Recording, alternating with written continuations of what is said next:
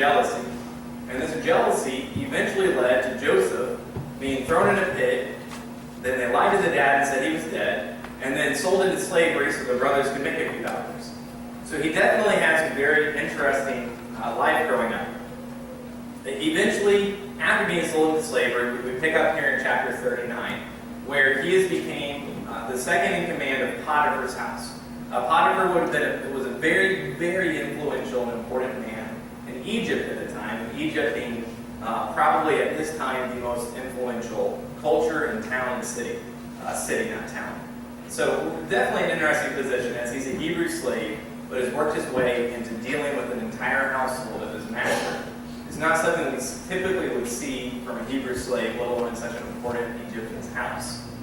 So if we prepare ourselves to dive into that, Genesis chapter 39, the entire thing, verses 1 through 23. Starting in verse 1. Now Joseph had been taken down to Egypt. Potiphar, an Egyptian, who was one of Pharaoh's officials, the captain of the guard, bought him from the Ishmaelites, who had taken him there. The Lord was with Joseph, so that he prospered, and he lived in the house of the Egyptian master. When his master saw that the Lord was with him, and that the Lord gave him success in everything he did, Joseph found favor in Potiphar's eyes, and put him in charge of his household, and he entrusted him to the care of everything he owned.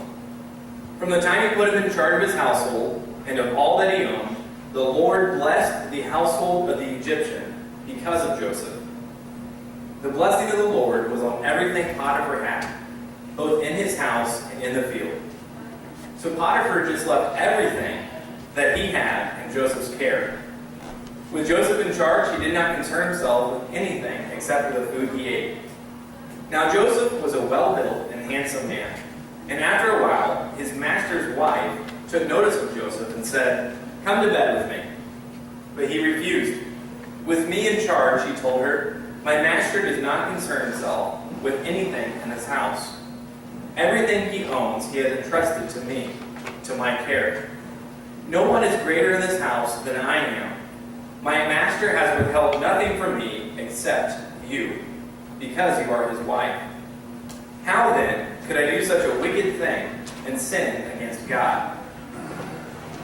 And though she spoke to Joseph day after day, he refused to go to bed with her, or even to be with her.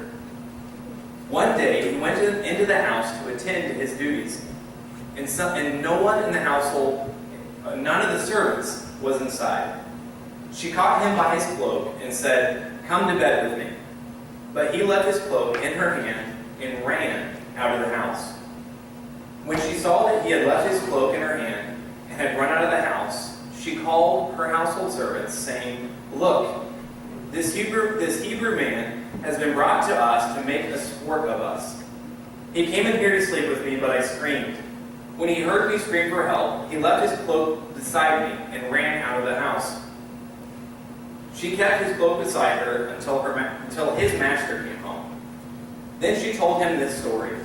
"That Hebrew slave you brought came to me to make a sport of me. But as soon as I screamed for help, he left his cloak beside me and ran out of the house." When his master heard the story, his wife told him, saying, "This is how your slave treated me." He burned with anger. Joseph's master took him and put him in prison, the place where the king's prisoners were confined. But while Joseph was in prison, the Lord was with him still. He showed him kindness and granted him favor in the eyes of the prison warden.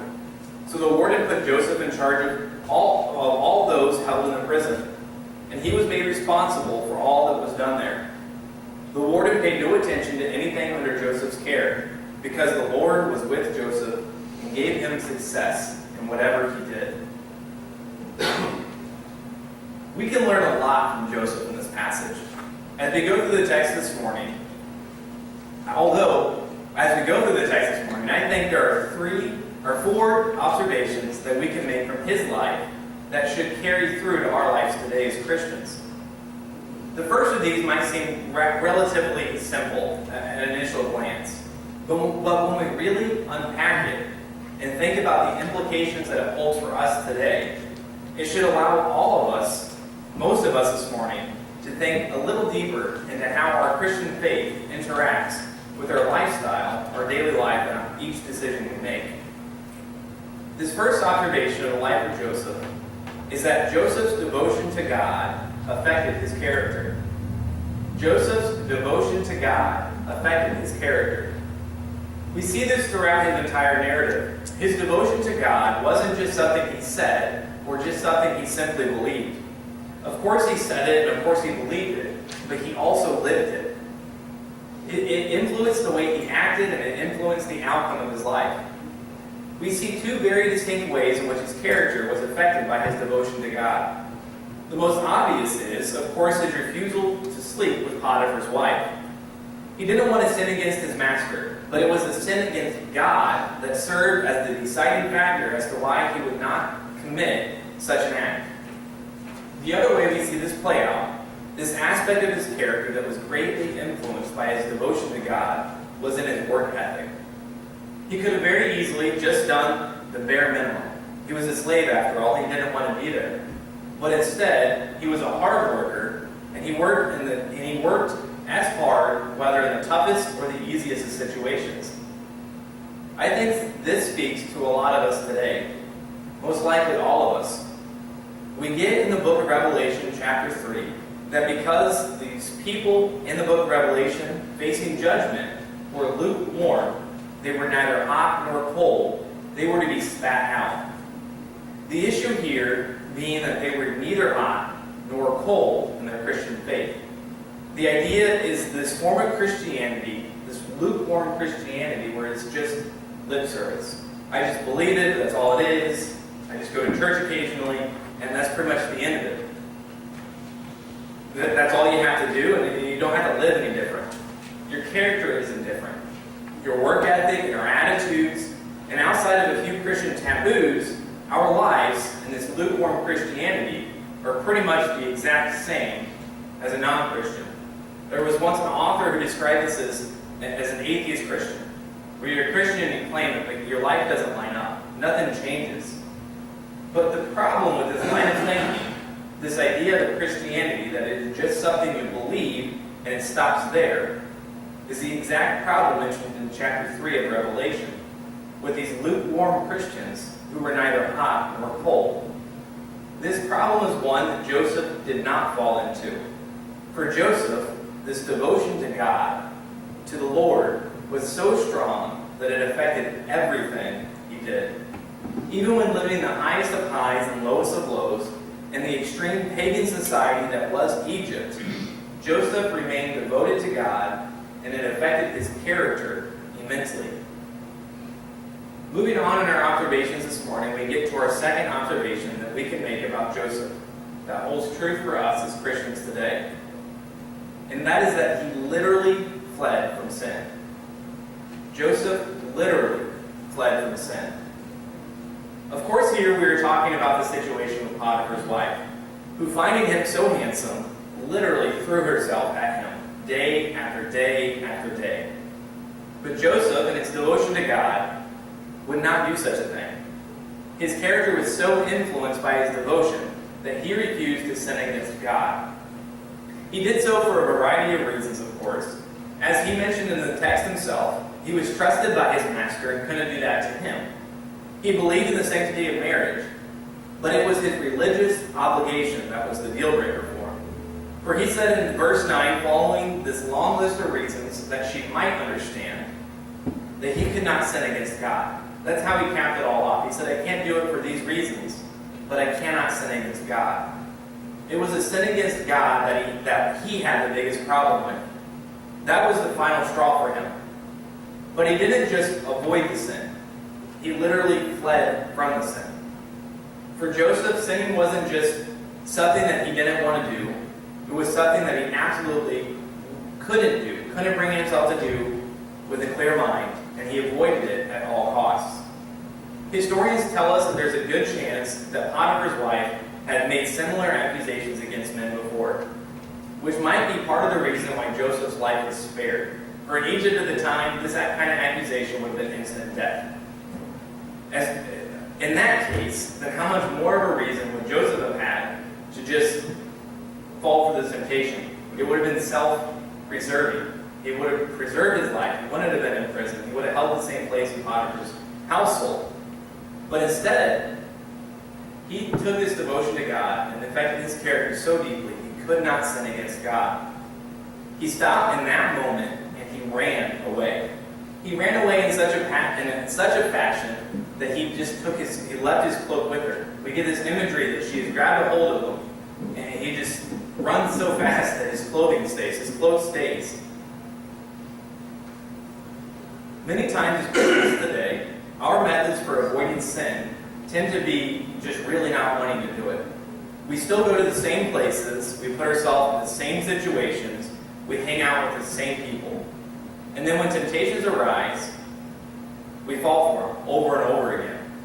Then we act surprised, not understanding why we can't get rid of the grip that Satan has on us with this temptation. But that's not good enough. If our devotion to God is going to affect our character, we need to, like Joseph, flee from our sins and flee from the temptations that have a hold on us. When temptations arise, we need to leave our cloak and get out of that situation as quickly as we can.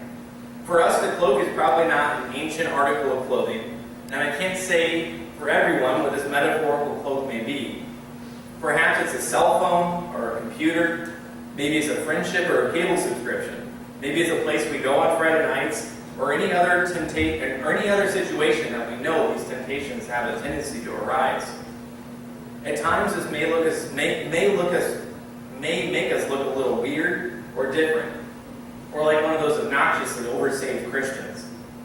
But if we really want to dive into the text this morning and to look at what set Joseph apart as one of the biblical heroes that we still talk about today, then we need to realize that his devotion to God affected his character and caused him to not only not sin, it caused him to flee from sin, to run from it, even when it may have been inconvenient, even when it may have hurt him socially, physically, he ran from it.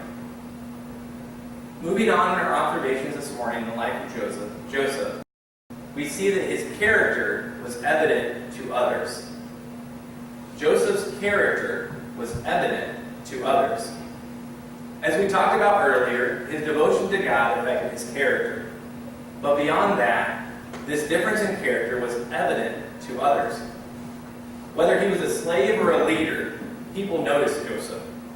In our text this morning, we see a slave rise to the power in a household and then fall to prisoner, which is even lower than when he started as a slave, because he is now not only a Hebrew slave living in Egypt, he is a Hebrew slave living in Egypt, accused of rape, who is now a prisoner. The lowest of lows.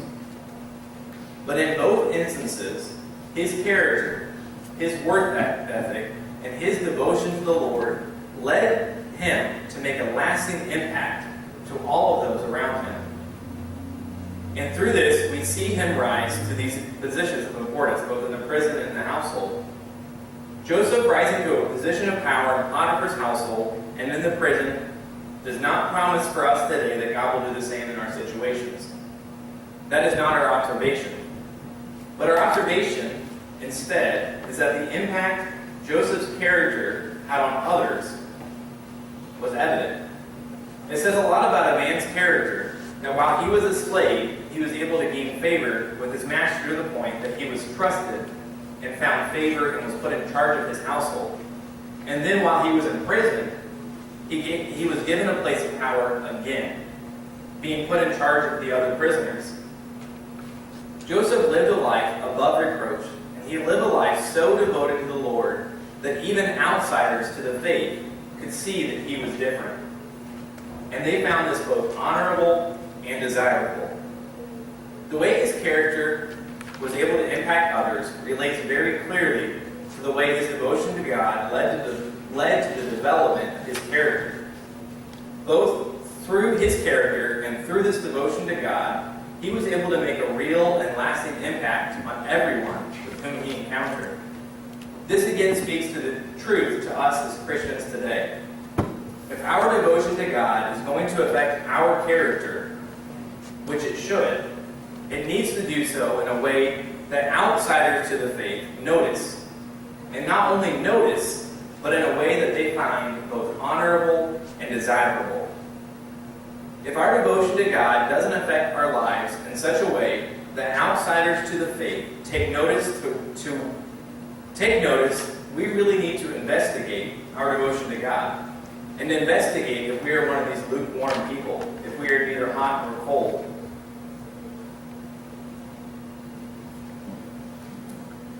Many times as Christians, our devotion to the Lord involves an hour on Sunday mornings, and sometimes even an hour on Sunday night or even Wednesday night, which is great. Everyone should come to church. But when we leave those doors, it needs to change something about us. When we leave this building, we are going into a world that needs Jesus. We are encountering people on a daily basis who do not know the hope and the grace and the love of Christ Jesus. We have this duty to ourselves, to others, and ultimately to the Lord, to live a life in such a way that those outside of the faith notice that this Christianity that we claim is more than just something we do for an hour on Sundays. More than just a place we spend our time, more than just a set of moral guiding principles, more than something we simply believe. It needs to be something we live, and something we breathe, and something that affects our character and affects us so deeply that everyone we encounter is affected by it and will notice it. Our lives need to be living examples to the world around us. Moving on in our observations this morning, we come to our fourth and final observation, found in the story of Joseph in chapter 39, that rings true for us as Christians today. Joseph's devotion to God wasn't dependent on his success. His devotion to God was not dependent on his success. Possibly more than any man in history, Joseph knew what it was like to be completely and fully successful.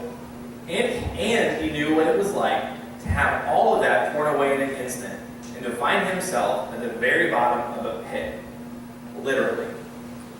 If we wanted to describe Joseph's life in one word, as I mentioned earlier, or two words, it would simply be an absolute roller coaster. We see him as Jacob's favorite, and then we see him as a slave. We see him as the head of his master's household, and then we see him as an embarrassed prisoner. And if we moved on past chapter 39 this morning, we'd see him rise even past this point of importance in the prison and become second and in charge of all of Egypt. Arguably the only thing constant in his life outside of his character was his simple devotion to the Lord. It never wavered. It never failed him. He never gave up, and he never ran away from the faith of his childhood. When he was experiencing the highest of highs in success and lowest of lows as a prisoner and as a slave, he remained faithful and devoted to the Lord. For us as Christians today, this holds a lot of truth. For some of us, we find it very easy to pray and trust God when things are going very well. For others, in contrast, we find it easy to pray and search after God only when things are going very, very poorly. But Joseph remained faithful to God in both his best and his worst. He was able to praise God and able to remain devoted to Him in the best of circumstances and in the absolute worst. This needs to ring true for all of us today. We need to love God and be so devoted to God and have the character that Joseph had because of our devotion that we are easily recognized by others outside of the church, and that this change of character can be found both honorable and desirable. When things are going well, when we get a tax refund check, when we get a promotion, we just got a new car and a new grandchild, we need to remain devoted to God in such a way that it affects our character. But in the same way, we need to be equally devoted when things couldn't possibly get any worse. When we've lost our job, when we don't know how to pay the bills, and when we're dealing with great loss, we need to still be devoted to God, just like Joseph. So fully committed to God in all stages of our lives, both the highest of the highs and the lowest of the lows, both the good and the bad.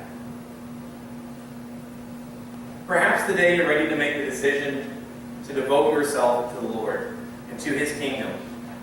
You're ready to make that commitment to make this devotion that will affect you in the highest of highs and the lowest of lows. If you're ready to join the family this morning through baptism, or if you have any other decision to make for God, I'd love to speak with you about that. Please stand as we sing our invitation hymn. It will be hymn number 327, Jesus is Calling, verse 1.